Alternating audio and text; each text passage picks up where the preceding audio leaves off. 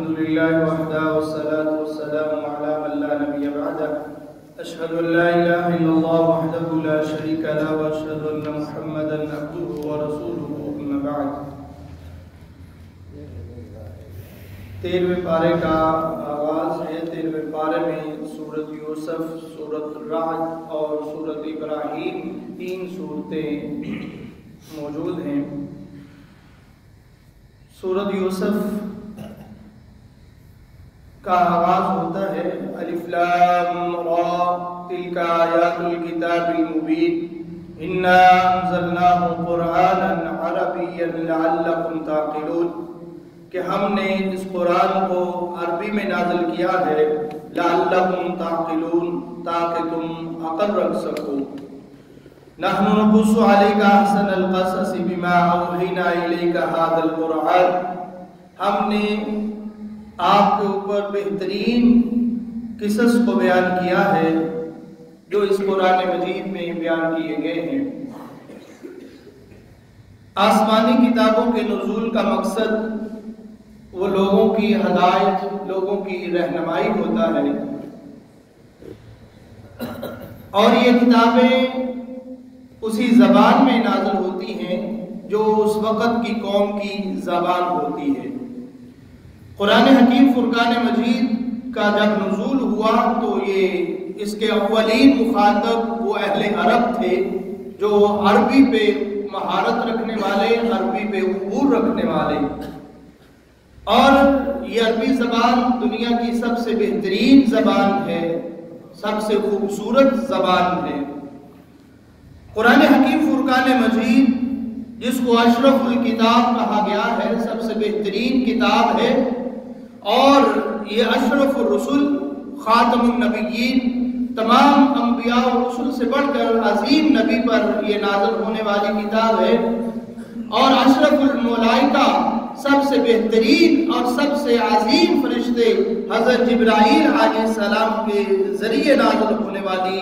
یہ دنیا کی اشرف ترین کتاب ہے۔ اور جس جگہ پہ اس کا نزول ہوا وہ دنیا کے سب سے بہترین خطہ مکہ المکرمہ میں اس کا نزول ہوا، اور اس اعتبار سے کہ جس مہینے میں یہ نازل ہوئی وہ شہر رمضان الذی انزل فیہ القرآن، یہ قرآن سارے مہینوں کا سردار اور اشرف اور بہترین مہینہ، اور جس رات میں اس کا نزول ہوا کہ وہ ليلۃ القدر، ساری راتوں میں سے بہترین رات کا انتخاب ہوا، اور جس امت پہ یہ نازل ہوا،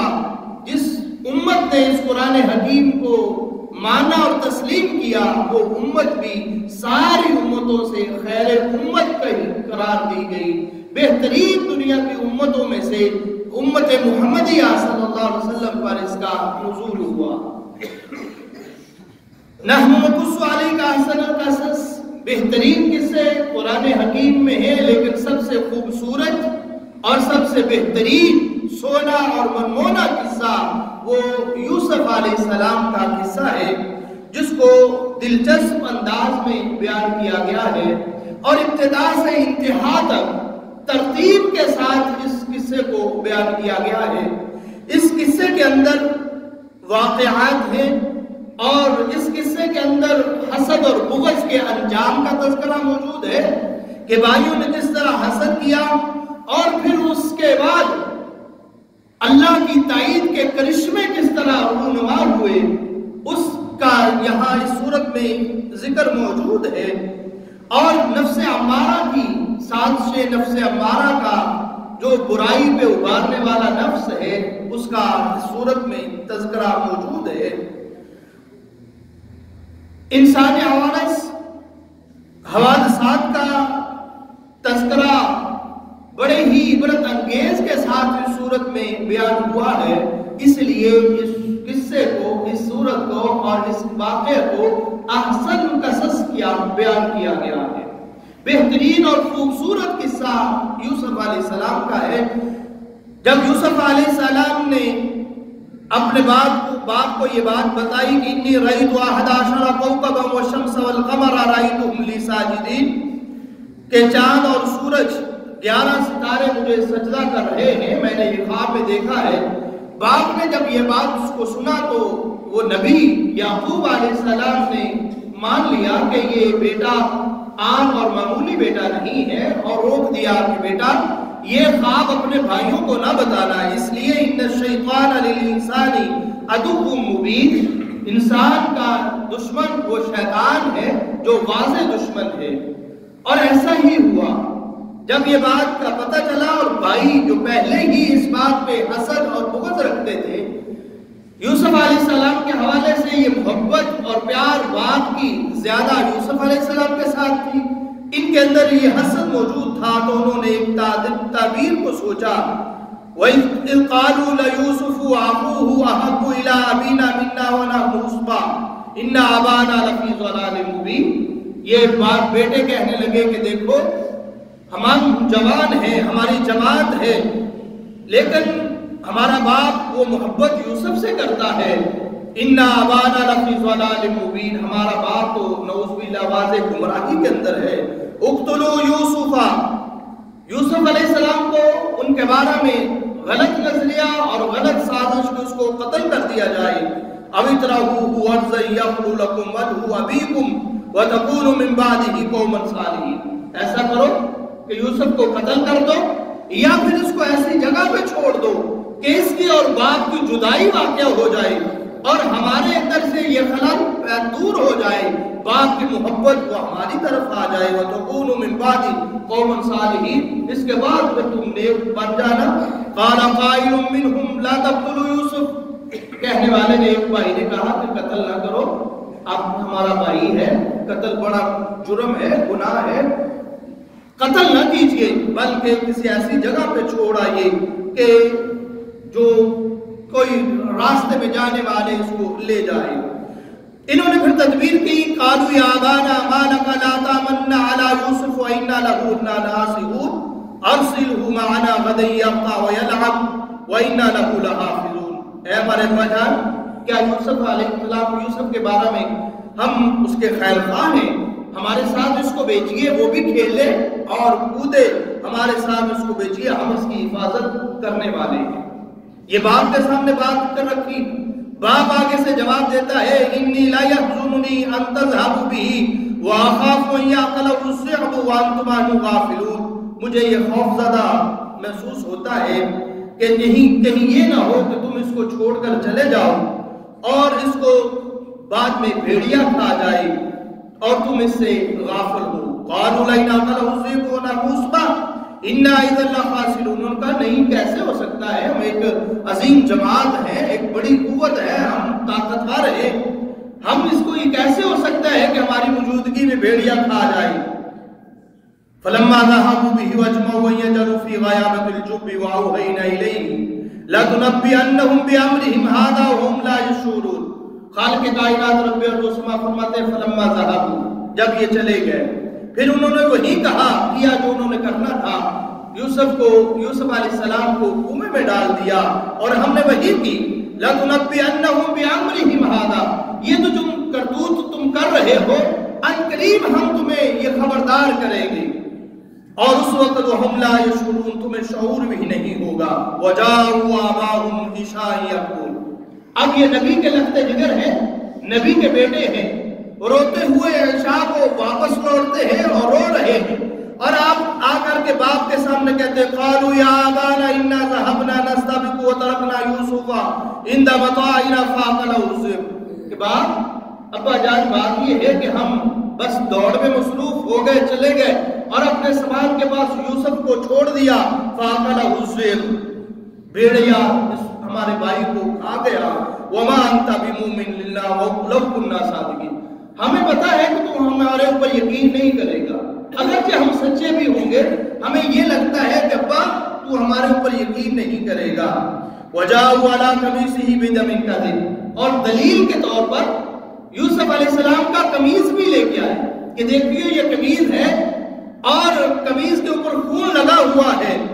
اور وہ قمیص دلیل کے طور پر پیش کی، قال بل سولت لكم انفسكم امرا فصبر جمیل واللہ المستعان علی ما تصفون، اللہ جانتا ہے جو تم کیا رہے ہو، بس میں تو اس پہ صبر کرتا ہوں۔ اب ایک نقطہ یہاں یہ ہے کہ نبی کے بیٹے ہیں اور نبی کے بیٹے آ کر کے نبی کو بات اور خبر دے رہے ہیں، رو کر بتا رہے ہیں، رو رو کر کے قسمیں اٹھا کر کے یقین دلاتے ہوئے دلیل دے رہے ہیں، دلیل دیتے ہیں، دلیل کے طور پر قمیض لائے ہیں کہ دیکھیے کہ دلیل موجود ہے، لیکن ایک مسلمان ایک مومن کو خبردار کیا جا رہا ہے کہ دیکھو اگرچہ دلائل بھی دیے جائیں، اگرچہ جھوٹی قسمیں بھی اٹھائی جائیں، پھر بھی تمہارے اوپر یا الذین آمنوا ان جاءکم فاسق بنبأ فتبینوا، اگر تمہارے پاس کوئی خبر آئے اس کی تحقیق کر لیا۔ آج ہمارا سب سے بڑا المیہ یہ ہے کہ دین کے معاملے میں بالخصوص ہم نے کبھی تحقیق نہیں کی، بس ہم جبے کبے کو دیکھ کر کے، بڑے دستار کو دیکھ کر کے، بڑے اس کے روپ اور جسمانی جسے کو دیکھ کر، بھئی اتنا بڑا عالم دین ہے کب جھوٹ بول سکتا ہے؟ بھئی دیکھیے قرآن میں قصہ بیان ہوا ہے، خوبصورت قصہ ہے، اس نبی کا واقعہ موجود ہوا ہے، اس کے لیے سبق ہمارے لیے یہ ہے کہ ہمیں بھی تحقیق کر لینی چاہیے۔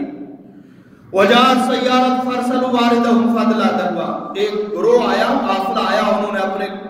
بیچنے والے کو، سردار کو، رہبر کو بھیجا، اس نے آ کر وہ پانی نکالنے کے لیے اس کنویں سے، قال یا بشریٰ ھذا غلام، وہ کنویں میں جب پانی کو کھینچنے کے لیے ڈالا تو یوسف علیہ السلام اس کے ساتھ باہر آ گئے، قال یا بشریٰ ھذا غلام، لوگوں سے کہا دیکھو خوشخبری ہے، یہ بچہ نکلا ہے، وَأَسَرُّوهُ بِضَاعَةً وَاللَّهُ عَلِيمٌ بِمَا يَعْمَلُونَ، یوسف علیہ السلام کو یہ مصر کی طرف جانے والا قافلہ اپنے ساتھ لیتا ہے، اور بعض مفسرین نے لکھا ہے کہ جب انہوں نے بچے کو دیکھا تو جلدی جلدی تیز رفتار کے ساتھ چلنا شروع کر دیا کہ اتنا خوبصورت بچہ ہے، اتنا پیارا بچہ ہے، کہیں یہ نہ ہو کہ اس کو جو پیچھے رہ گیا ہے یا کسی کا گم ہوا ہے کہیں اس کو پتہ نہ لگ جائے، ہم جلدی کو اس کو اپنے ساتھ لے جاتے ہیں، سبحان اللہ۔ لیکن ان کو کیا خبر تھی کہ یہ کیسی حالت میں آیا ہے؟ تو انہوں نے وقال الذی اشتراه من مصر لامرأته اکرمی مثواه، مصر کے ریان بن ولید نے اس کو خرید لیا، یہ عزیز مصر کا اس وقت وزیر خزانہ تھا جس نے اس کو خریدا،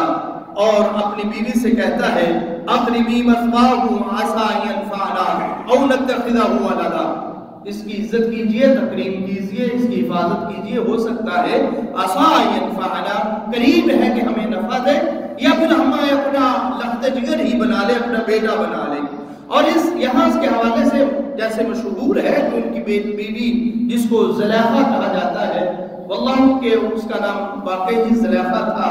یا کیا نام تھا، لیکن مشہور یہی کہا جاتا ہے کہ وہ زلیخا تھا، لیکن یہ حقیقت نہیں کہ بس اس کا نام زلیخا ہی ہو، اس میں اختلاف موجود ہے۔ وَقَذَلِكَ مَكَّنَّا لِيُوسُفَ فِي الْأَرْضِ، اللہ فرماتے ہیں اس طرح ہم نے یوسف علیہ السلام کو زمین میں جگہ دی، وَنُعَلِّمَهُ مِن تَعْوِيلِ الْحَدِيثِ، تاکہ ہم باتوں کی ان کو علم عطا فرما دیں۔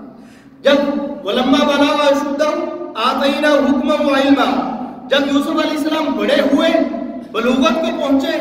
احکم الحاکمین فرماتے آتیناہ حکما و علما، ہم نے حکمت اور علم سے ان کو مالا مال کر دیا۔ وَكَذَلِكَ نَجْزِي الْمُحْسِنِينَ، اس طرح ہم بدلہ دیتے ہیں احسان کرنے والوں کو۔ اور پھر وہ آگے وہ واقعہ نقل کیا ہے جو سب سے اور بہترین سبق ہے اس خلاصے میں، کہ وہ جس کے گھر رہ رہے تھے وہی عورت اس پہ فریفتہ ہوتی ہے اور ان کو دعوت برائی دیتی ہے۔ وَغَلَّقَتِ الْأَبْوَابُ وَقَالَتْ حَيْتَ لَكُمْ،